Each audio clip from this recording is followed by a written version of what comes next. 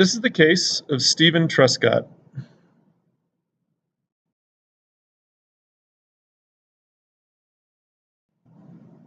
The case begins in a small town of Clinton, Ontario in the summer of 1959.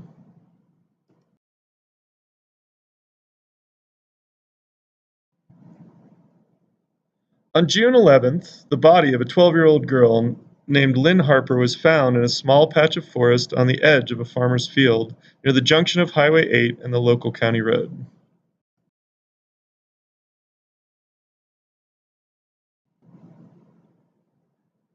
She had been raped and strangled to death with her own shirt.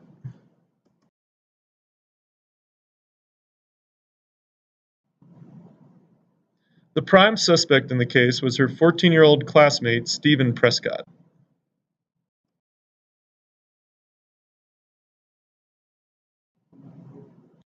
On the night of June 9th, Truscott and Harper had been seen together on Truscott's bike heading toward Highway 8 on the Old County Road.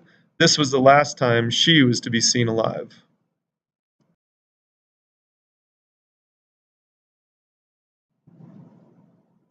According to Truscott's statement to police, he and Harper had arrived at the junction around 7 p.m., where he dropped her off.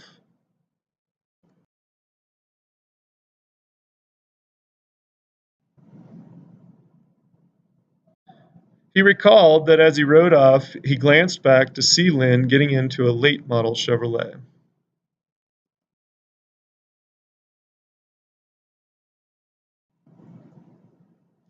Two days later, Harper's body was discovered in the woods nearby.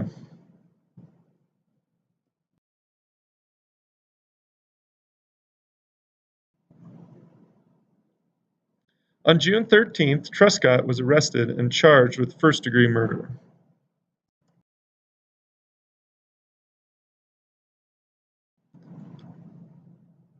The trial lasted just 15 days, and in the end, he was convicted and sentenced to death by hanging. He was the youngest person in Canadian history to be placed on death row.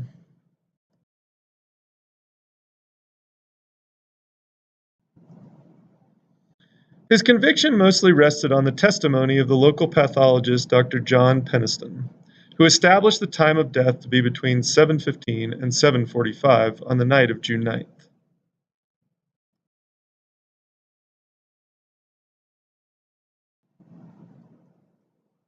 This was solely based on the state of the partially digested dinner found in Harper's stomach, which she had finished around 5:45 that night.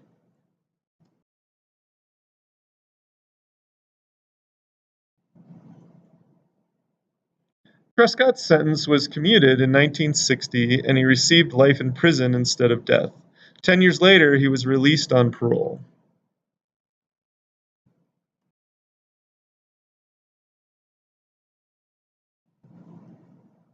Steven lived a quiet life under a pseudonym until 2000, when he went on an investigative show called The Fifth Estate.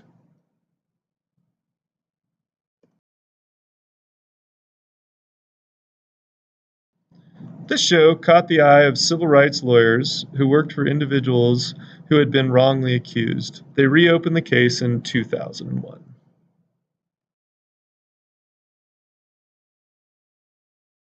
The lawyers combed through the evidence of the case and discovered entomological evidence that had been collected but never used in court.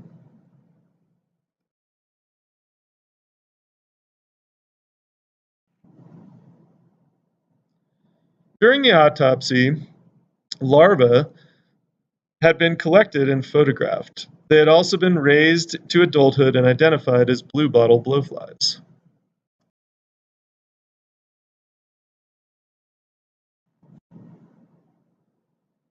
This evidence was sent to forensic entomologists at the University of Michigan and the University of Windsor, who used the evidence to reevaluate the time of death.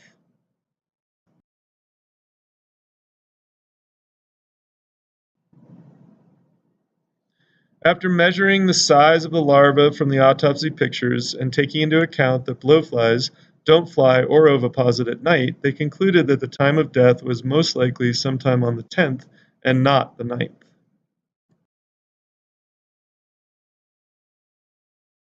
This evidence was enough to exonerate Steven Truscott and clear him of all charges 48 years later. In a civil suit, Truscott was awarded $6.5 million for a miscarriage of justice and is now a free man.